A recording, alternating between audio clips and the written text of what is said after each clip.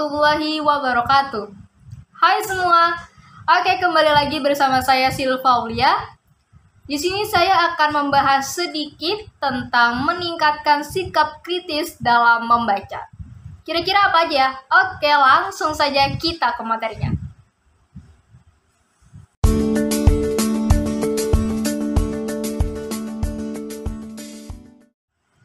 Oke, langsung saja kita ke materi yang pertama. Yang pertama adalah pengertian membaca kritis. Nah, pengertian membaca kritis ini terbagi menjadi dua bagian. Yang pertama adalah pengertian membaca kritis secara umum, dan yang kedua adalah pengertian membaca kritis menurut para ahli. Membaca kritis merupakan kemampuan mengelola bacaan untuk menemukan makna yang terdapat di dalam bacaan, baik makna yang tersurat maupun yang tersirat, dengan tujuan untuk mengungkapkan pendapat, mengomentari, atau memberikan kritik atau masukan.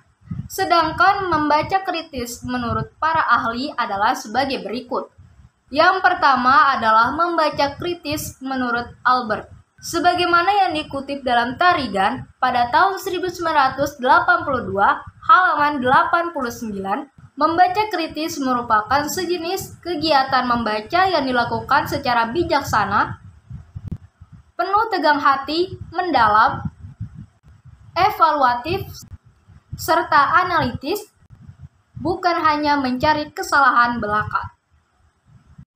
Sedangkan menurut Burns, membaca kritis merupakan mengevaluasi materi tertulis, yakni membandingkan gagasan yang tercangkup dalam materi dengan standar yang diketahui dan menarik kesimpulan tentang keakuratan dan kesesuaian.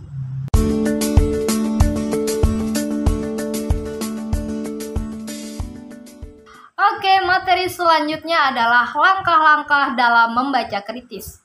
Nah, apa saja sih langkah-langkah dalam membaca kritis? Ini dia. Yang pertama adalah melakukan survei pada isi buku. Yang kedua adalah membuat pertanyaan. Yang ketiga adalah membaca. Yang keempat adalah evaluasi. Dan yang kelima adalah meninjau ulang.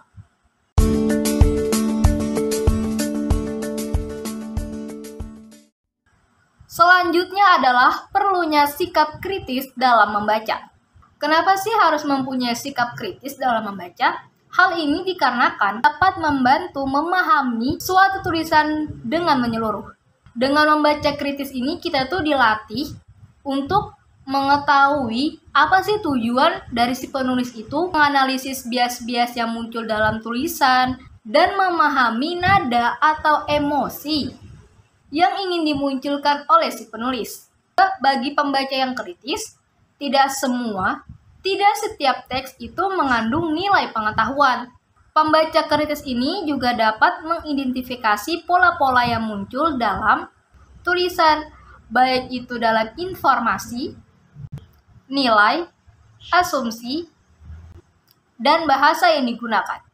Elemen-elemen tersebut saling bertautan dalam membentuk suatu artikel yang seringkali mengaburkan maksud utama penulis.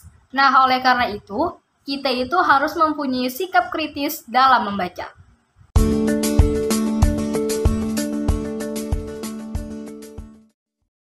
Nah, bagaimana sih cara kita untuk meningkatkan sikap kritis? Dalam meningkatkan sikap kritis ini, ada metode yang dapat dilakukan untuk mengasah kemampuan membaca kritis, yaitu metode SQ4R.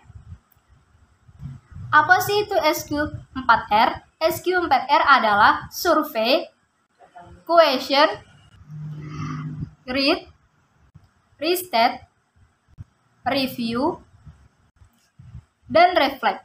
Sedangkan menurut Mikuleci dan Jeffries pada tahun 2007 halaman 216, untuk meningkatkan sikap kritis dalam membaca, yaitu dengan mengajukan beberapa pertanyaan, yaitu sebagai berikut. Yang pertama adalah dari mana sih asal bacaan itu berasal? Apakah sumber informasi tersebut dapat terbukti dan dipercaya? Yang kedua, siapa sih penulis bacaan tersebut? Apakah si penulis tersebut memiliki kualifikasi penulis topik tersebut? Yang ketiga, apa tujuan penulis dalam tulisannya? Yang keempat, apa pendapat penulis tentang topik yang ditulisnya? Yang kelima, apakah ada perbandingan mengenai informasi yang telah diketahui sebelumnya? Dan yang keenam, apakah saya setuju dengan informasi yang telah saya ketahui? Nah, itulah beberapa pertanyaan menurut Mikuleki dan Jeffries yang dapat mengasah kemampuan untuk meningkatkan sikap kritis. Oke, sekian materi singkat yang saya bawakan tentang meningkatkan sikap kritis dalam membaca. Semoga bermanfaat bagi yang mendengarkan. Saya Silva Aulia pamit undur diri. Wassalamualaikum warahmatullahi wabarakatuh.